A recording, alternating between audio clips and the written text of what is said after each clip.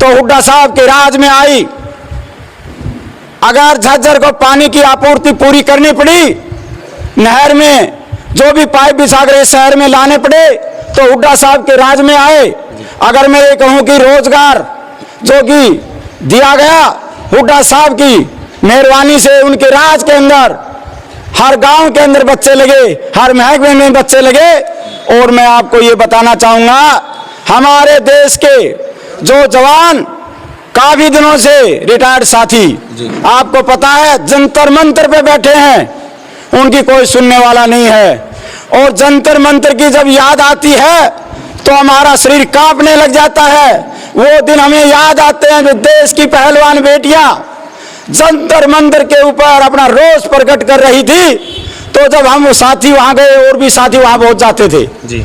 हमने देखा कि वहां पे पुलिस के द्वारा रात को 12 बजे उनको खदेड़ने की कोशिश की और उनके बाल पकड़ करके रोड के ऊपर घसीटे गए। क्या लगता है सर, हरियाणा के अंदर क्या एक सुरक्षित समाज नहीं बना पा रही है? सुरक्षित व्यवस्था भाजपा सरकार नहीं कर पाएगी?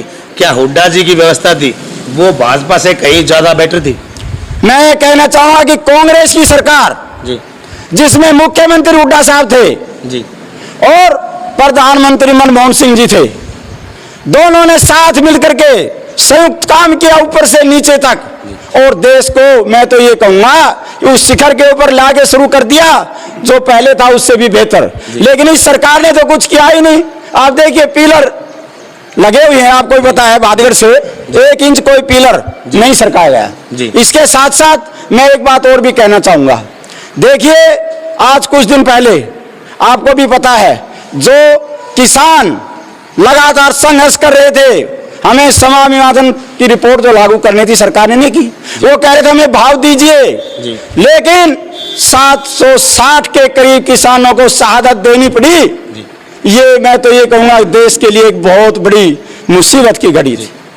लेकिन उसके बावजूद आज आपने पढ़ा होगा अखबार के अंदर या कल भी पढ़ा होगा, एक सांसद जो कि बीजेपी की है, चाहे वो कंगना हो या और हो जी, मैं तो स्पष्ट कहना चाहूं कि उसने हमें भिड़ाने के लिए दोबारा से जी किसानों के ऊपर ये कहा, एक ब्लेम लगाया कि जब ये बैठे थे धरने के ऊपर उस समय इनके यहाँ रेप भी होते थे जी। बड़े शर्म की बात है ऐसे ऐसे बयान देने, और एक सांसद के, ये बिल्कुल औचित्य ठीक नहीं है। सांसद तो यहाँ से माननीय दीपेंद्र सिंह हुड्डा जी भी रहे, आज भी हैं, वो कभी ऐसी छोटी बातें नहीं कहते।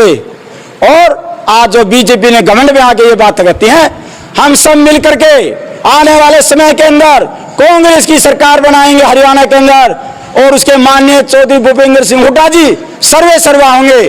और जो भी टिकट यहाँ से दी जाएगी कांग्रेस पार्टी की तरफ से किसी भाई को मिले, जिस भाई को हुड्डा साहब टिकट देंगे, दिन रात हम सारे साथी मिलकर के काम करेंगे उसको जिताने का पूरा विश्वास दिलाते हैं हुड्डा साहब को। पूर्ण बहुमत से हुड्डा सरकार की लगती है आपको कि पूर्ण बहुमत से आएगी? आज के दिन आप देख रहे हैं जी, सभी साथियों के अंदर जोश है जी। चाहे वो किसान हो, चाहे वो कर्मचारी हो, सभी सरकार से नाराज हैं और वो कांग्रेस को लाना चाहते हैं। इसलिए कांग्रेस कम से कम भी, मैं ज्यादा तो नहीं कहना चाहता, पर 65 और 70 सीट के हिसाब से हर हालत में कांग्रेस की जीत होगी। नमस्कार सर। नमस्कार जी। सर क्या कहना चाहो, किस वजह से, सबसे पहले पूछना चाहेंगे किस वजह से आप आज सभी लोग इकट्ठा हुए हैं? पहले तो मैं आपके न्यूज़ के जो भी साथी देख रहे हैं या सुन रहे हैं, मैं आपके न्यूज़ का भी धन्यवाद करता हूं और उन सभी साथियों का भी धन्यवाद करता हूं। आज जो हमें क्या आवश्यकता पड़ी कि हमें सभी एकजुट होकर जो संगठन बना रहे हैं, चाहे कोई भी कर्मचारी हो, कहने का मतलब जो रिटायर्ड जी सर, वो चाहे फौज में रहा हो, चाहे कर्नल हो, वो भी हमारे साथ में है। कोई भी सिविल सर्विस करने वाला कहीं से भी रिटायर्ड हो, वो हो, हमारा सबका मकसद एक है कि 10 साल पहले बीजेपी की जो सरकार बनी थी, मोदी जी ने जो बहुत झूठे वायदे किए, 15 लाख रुपए खाते में दूंगा, उन्होंने वादा किया केंद्र में 2 करोड़ नौकरियां हर साल दूंगा, और हरियाणा प्रांत में भी वादा किया कि 2 लाख कर्मचारियों को हम भर्ती हर साल करेंगे जी। इसके अलावा उन्होंने कहा कि मैं देश को नहीं बिकने दूंगा। रेल बेच दिया, भेल बेच दिया, एयरपोर्ट बेच दिए, और तो और क्या मैं आपको ये बताऊं कि देश के अंदर धर्म के नाम पे, जाति के नाम के ऊपर भाई से भाई को लड़ा रहा है। इसकी भी देखी जाए जो कुछ होगा, लेकिन हम ये चाहते हैं 10 साल में चौधरी भूपेंद्र सिंह हुड्डा के राज के अंदर, भाई साहब यहाँ जाओ, आप काम